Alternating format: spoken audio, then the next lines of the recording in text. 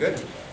Okay, this is our basic jazz improvisation scale and chords lesson we're going to have today. This is going to set you up for the foundation that you're all going to have as far as your beginning quest to go ahead and be great improvisers here. We're going to go ahead and give you some very basic definitions that you're going to need to have as we progress through the different steps here. The first thing we're going to talk about is going to be the interval. Okay, the interval. And the interval is a big word, okay, in a lot of ways, because knowing intervals for us is going to go ahead and set us up not only in our ears, but in our harmonic knowledge. Alice, can you get on the piano real quick? We're going to start with some very basic intervals. The interval is the distance between two notes. Okay, so if you're on the keyboard here, everybody can kind of take a look. The keyboard is the easiest thing to go ahead and look at. You can go ahead and look at everything and see what I'm talking about. The distance between one note to the next, okay, is known as an interval. I'm going to start with some basic intervals here. A half step. I have it defined very simply here as right next to each other. So Alex, play me C to C sharp. Two notes right next to each other. Okay, play them together. So you can go ahead and you can hear that half step or that rub, okay, all the way across here. The half step is a very, very important interval to go ahead and know. The other thing that you can see, if you look at the piano over here, okay, you can stand up if you want to take a glance to it, it's going to be that on the C to C sharp, there's nothing in between them. Okay, there's nothing. So they're right, that's why I call them right next door to each other. So you have that distinct sound and you have them together. Okay? The next thing that you have is known as a whole step. Okay? And this is two half steps together. That's the distance of two half steps to make up one whole step. Okay? So play C to D for me. Okay, a totally different sound. Play them together. And that's a different sound than play the half step C to C sharp.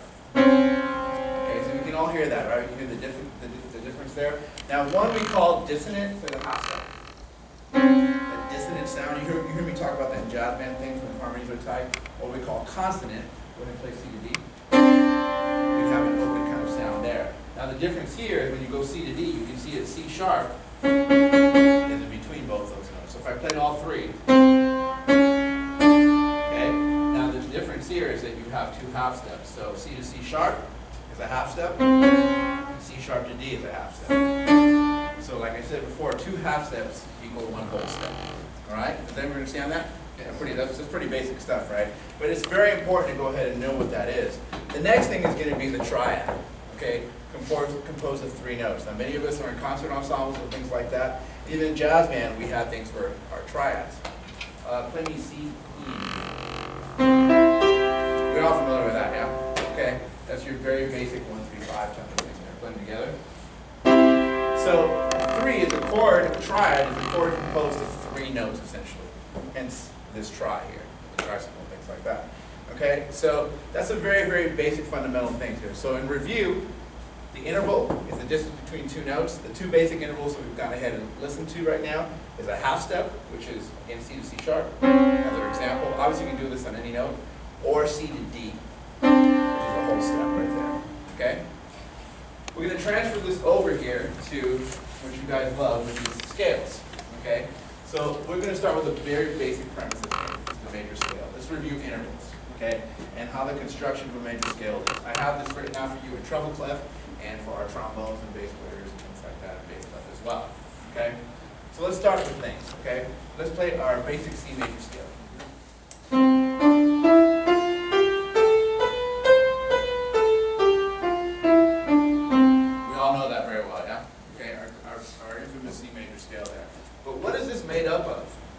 Let's go back to our word of intervals. Okay, the first interval that we have is C to D. Okay, that? And that would be a half step or a whole step? Whole step. A whole step, right? We all know that, right? There's a whole step. Let's go D to E, Alex. Half step or whole step? Whole step. All right. E to F. Half step or whole step? Whole step. Play E to F together. Half step, whole step. Half step, right? So that's the important interval right there. Okay? Let's go F to G. Half step or whole step? Whole step. Okay. G to A. Whole step. Okay. A to B natural. Whole step. And now B to C. Half step. Okay, put them together. Now I want you to go ahead and do, so the construction of the major scale essentially is whole, whole, half, whole, whole, whole, half. Okay? If you follow that interval-wise, you can build any major scale in any key. Okay, starting at any note. That kind of makes sense? All right? Now let's take care of something here. Why these half steps are important. Let's start with this one. Alex, I want you to go ahead and play the scale to B and stop. You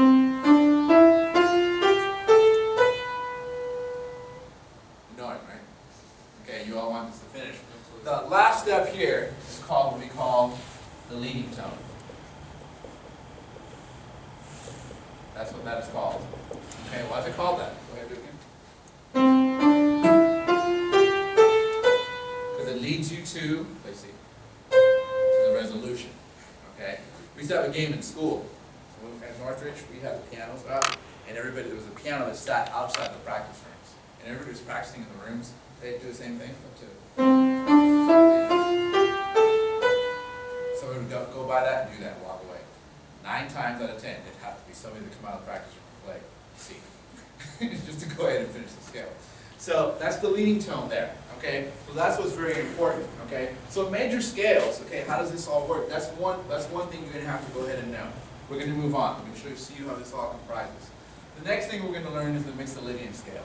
Okay, why this one next? Because I feel that this is the easiest one to learn because we only have to change one note. That's all we have to do. The difference between major and Mixolydian has to do with the 7th note of the scale. That's all it has to do with. You change one note. If you can see here, I put a flat here in the key signature. Okay, because we have a B flat there now. Why is that? Because what we've done for Mixolydian is very simple. We take the 7th note and we lower it by a half step.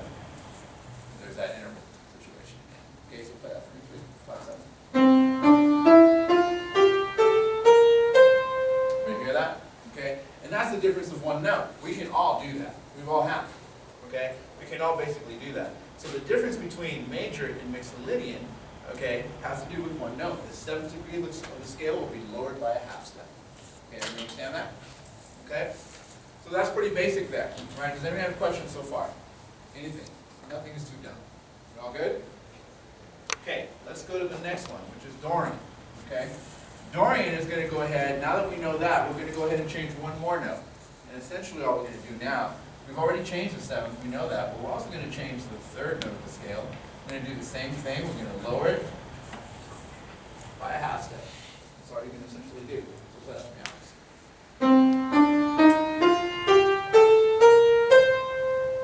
So now you have a Dorian scale here, okay? And simply done by lowering the 3rd and the 7th of the scale. That's it. It's pretty basic for those 3 there. Why do you need to know these? Well, we'll go ahead and talk a little bit. So we're going to deal with these 3 scales here. We'll come back to this one. Okay, we'll come back to this one, but this is going to be a little bit later. So we're going to deal with these 3 scales here to go ahead and get you to the next section, which is chords. Okay? Now if you've noticed, I usually refer to scales in degrees or numbers. That makes sense, right? 8 notes in a scale, everyone has a number, everyone understands that? Okay? To build a triad, let's come back to our word here. We said comprised of 3 notes, right? That's all we said here. So a triad, in any form, major, minor, or dominant, which we're going to talk about, is going to be comprised of the 1st note, the 3rd note, and for right now, the 5th note. That's it. That's how you build a chord. Okay? Off of any scale degree you want to take, we're going to deal with major right now. Axe play me 1, 3, 5 in major. So that would essentially be in major, it would be C, E, and G. Okay? That makes sense to everybody? That's very basic. So, how does this work for you when you play changes? Well, if you see this all of a sudden,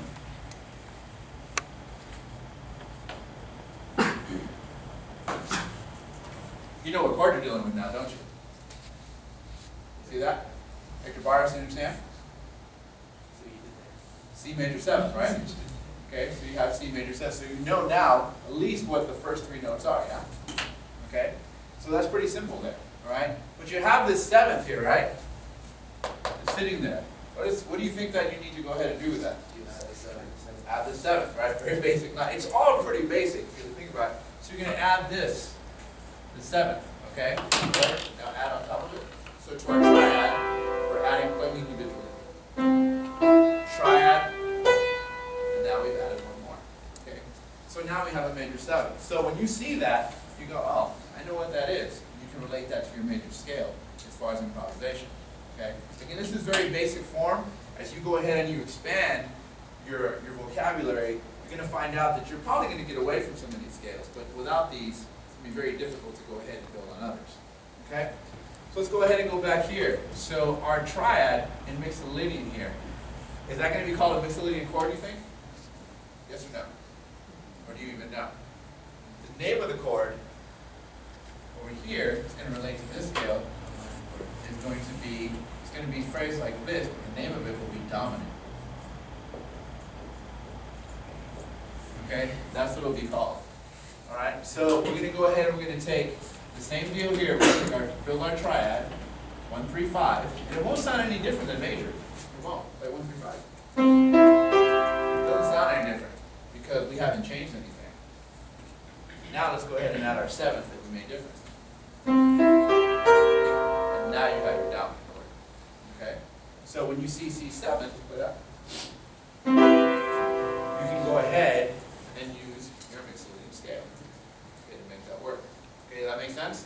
Okay, and that's the thing. What we're trying to do with improvisation, we're trying to go ahead and give you vocabulary. So when you see chords written out, you go, oh, I can use this. Oh, I can use this. Oh, I can use this. And it's more vocabulary than anything else. Okay? Let's go ahead and go one more here. And I think it was Eli who said this earlier. But now we're going to go ahead and look at Dorian. The chord that you're going to associate with that will be minor. Okay? And let's play our triad, just C, E flat, and G. And now that does sound different, yeah? Okay, hold it out. Play major. See the differences there? Okay? But you even have one more difference here, which is going to be we also have that flat 7 as well. Put that on top. And now you have a minor 7th chord. Okay, play it. So, when you see this, or sometimes it will be notated this way for you guys. Okay? We now have some material to play. Play the minor 7. C major. C minor 7. There you have that. And that's all based off like the Dorian scale there. Try again.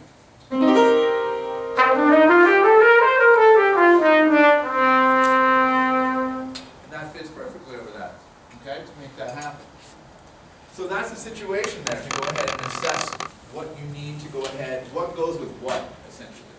Now, is everything in C? No, right? So the challenge is to do it in different keys, correct? Okay, that's the challenge, to go ahead and do things in different keys. Let's see one thing here. Let's go ahead and talk about one more situation, which is going to be what we call extensions.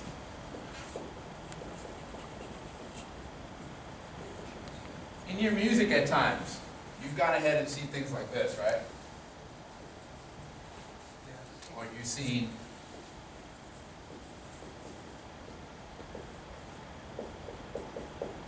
something like that more. Different notations.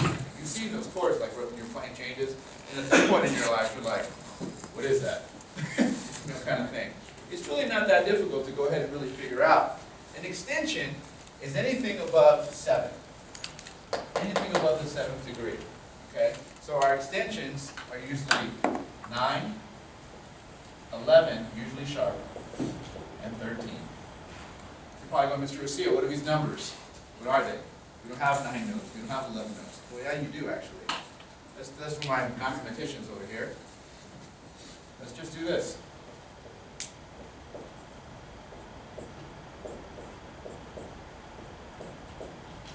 Let's minus 7 off of everything. Okay, Tati, 9 minus 7? I don't know subtraction. I know you're in calculus. 9 minus 7? 2. Thank you, David. What did he say? Okay. 11 minus 7. What? Okay. And 13 minus 7. Okay. So we have the numbers 2, 4, and 6 written out here, right? Yeah. So the ninth is really, let's refer back to the key of C. The ninth, we have the number 2, right? It's really D. You guys see that? Make sense? 11 minus 7 is 4. It's really F. And 13 minus 7 is really 6. Those are your extensions. That's all it really is. That make sense? Okay? So that essentially is all, that's where extensions are. Okay? They're just notes that are above, but they're in the scale. They're just written above. Yeah? So because it's 9 and that room is 2, would it be the octave above? If it was 9, say it one more time. So like if you see that it's like C9, it would be the second note, so it would be a D. Right. But it would be a higher octave? It's higher. You have the chord that will be written voiced out. That's a good question, Tyler. The chord will be voiced out. This is the way it's usually voiced out. You'll be the bass player. You'll be playing C. Okay. The piano player will be playing pretty much voicing. You'll be playing E and B. So play E, B, and B. Okay. You'll be playing the C kind of thing. And the guitar player usually have, you know, the third in there somewhere as well, kind of thing. Where you go ahead and play that is in your discretion. Whatever octave you want to do it in. This is just to let you know where it is, the voices or anything. That's a really good question, Tati. It doesn't have to essentially be in the right octave or anything, but just so you know what note you're dealing with, that's why you do that. So, because sometimes people go, well, they only know, especially very basic young players, they see 9, they're like, well, I only know 8 notes in the scale. What are you talking about? You know, and you'd be surprised how much that happens. But all of a sudden you put it in like that, they go, oh yeah, you play that note. So that's the second. That's all that really is. Okay. Let's see if we can go ahead and demonstrate some things here. So, Tati, get this. So we're going to use our tune One for Oliver, okay, which essentially is in minor, okay, and the major and the main chord involved is C minor throughout, okay. So I'm going to go ahead and use our Dorian scale here. Go ahead and do a little improvisation on there. It's a little basic. Let me hear you just do it so I can play on 7, 1, 34. Yeah, that's all. 1, 2, 3.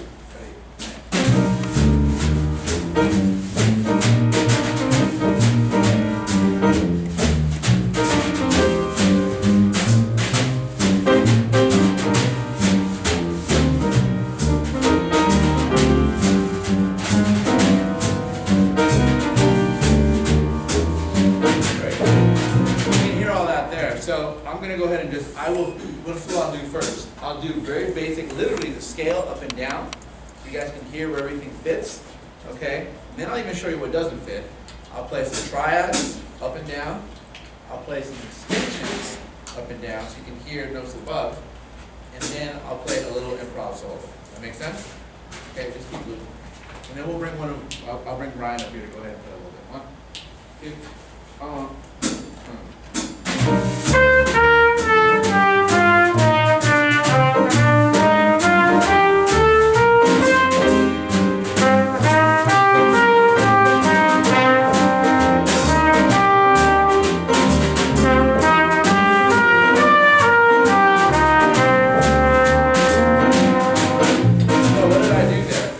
I did 3 things. I went ahead and played the scale up and down.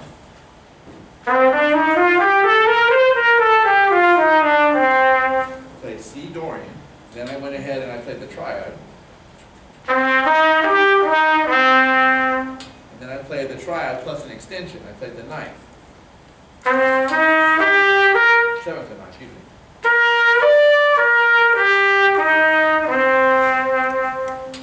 That's what I pretty much did. Okay, all the way through. So you see how everything fit? But you all have good ears. Did you hear that the chord changed? You guys heard that? How many people heard the chords actually changed? Let's listen to the chord progression so we can figure out when it changes. 1, 2, 1, 2, ready.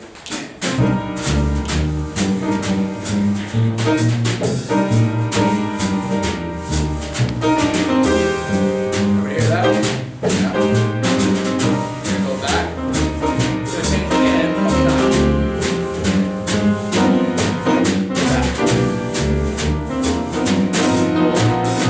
So everybody can hear all the changes, right? So what I've done here is in the beginning, in the very beginning, when you're going to start really kind of embarking on improvising, sometimes the best thing to do is to find that one scale that will get you through everything. Maybe it won't hit every single note kind of deal, but it'll work. You understand what I mean? And we're talking, again, here's the key word, right? Basic, yeah? Basic kind of thing, all right? So let's give you the basic solo. You know what? Two.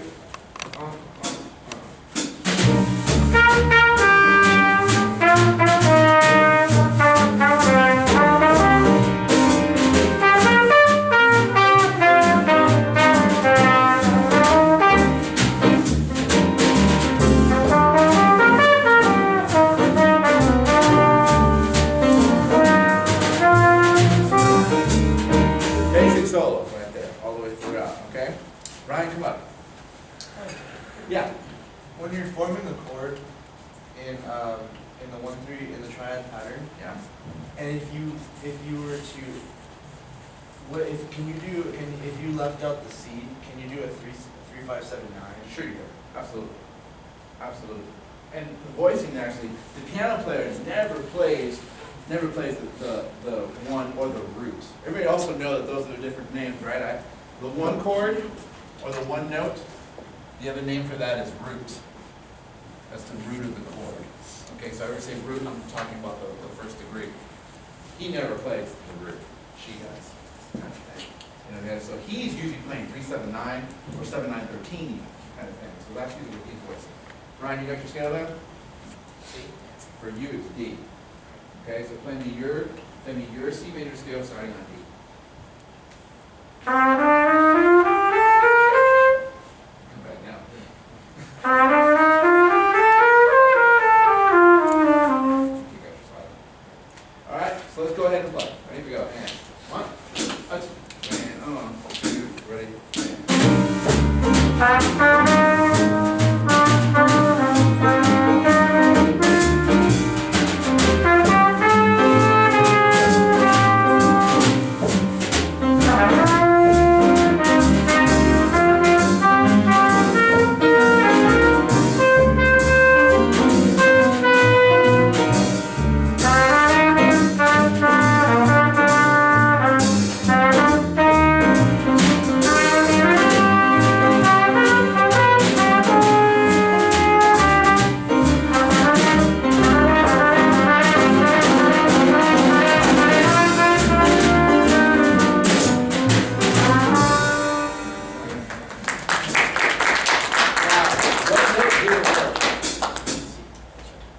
No, C sharp worked well. What was the one note? You remember? Wait, play me C minor. Play the chord though. Play an A natural. Kind of work, but play the second chord you have, which is the yeah. You have F minor. Yeah. Now play A natural. That's one of those that doesn't fit. Okay, basic, right? But we got to know our little pitfalls. Ryan hit that, and he goes, "No, that didn't work. Let's move on." And he was smart. He went to the B flat right after he took it down half. It's fine. Okay, Scott, come up here. Right. So for you, Victoria, it's going to be about really knowing your intervals of vocals. You got to know your intervals. Okay, you know exactly how that works out. Okay, let's do a shot. Okay, and 1, 2. All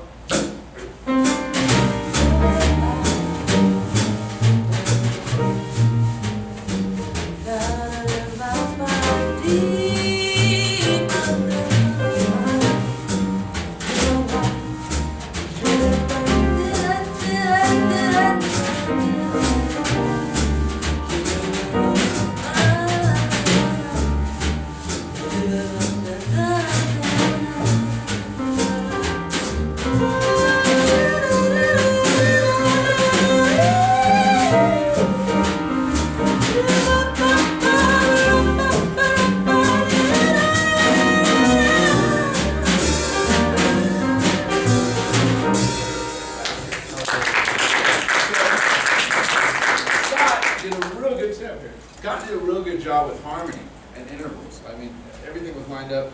Did she stick totally to the Dorian? No, she didn't. She did a couple blue things. She did one harmonic minor deal. She did a couple of kind of things and things like that. They kind of happened, and it all worked out, right? For you, the difference is going to be your vocabulary is going to be a little bit more dealt with rhythm, and your articulation, which is your scat syllables. So here's the difference of the trumpet player. Like I'll play everything legato. Okay, let's just take it like that. Ready? 1, 2, 1, 2, ready.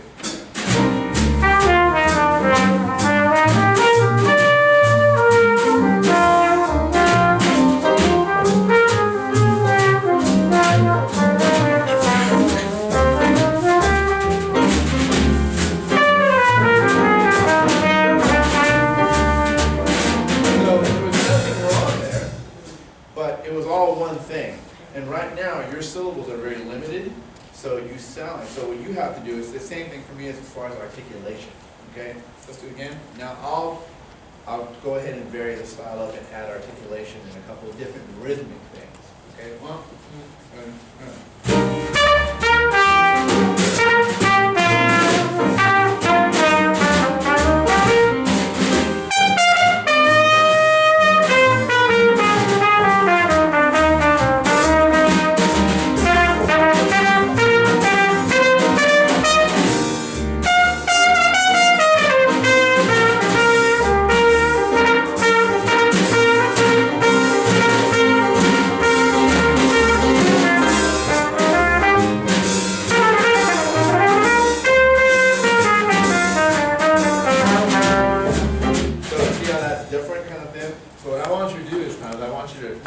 Job on the ears, actually.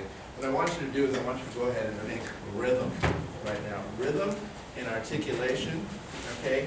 And try to make sure that your phrases, when the chord changes, sounds a little different.